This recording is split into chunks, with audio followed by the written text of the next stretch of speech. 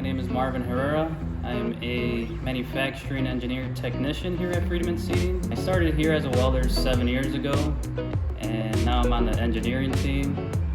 When I started my welding career, I actually started taking classes at Daley College, the south side of Chicago. I started taking classes there about 9 years ago, and I received my associate's degree there along with some certificates there in welding and factory automation. I'll be receiving my bachelor's degree from Southern Illinois University in engineering next month.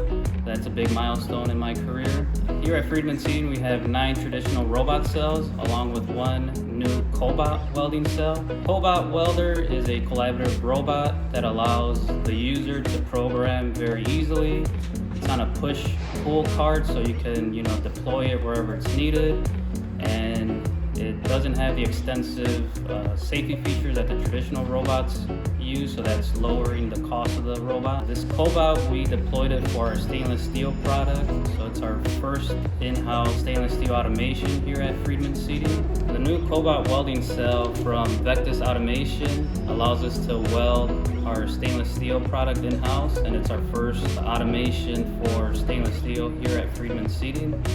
The other 9 traditional robots that we have here are from Yaskawa Motoman. They're your traditional turntables with the robot arm enclosed inside of the welding cell. Those traditional robots weld mostly subcomponents that feed into a larger weldment here. We have a new robot from Yaskawa that we deployed about 3 years ago, and it took a process that would back then take 3 robots and a manual welder down to just 1 robot in one shot welds the whole frame and a manual welder just to finish it off. That was a big step here in our process. Robots take out the mundane, repetitive welding that usually manual welders would have to do, and it gives them, more challenging, more advanced opportunities in welding. So to me, that means that's more rewarding for me as a welder, to weld more comprehensive frames and weldments. So along with programming and troubleshooting these robots as a welder, that helped me a lot because I understand the angle and the torch position that it has to be in order to produce a good quality weld.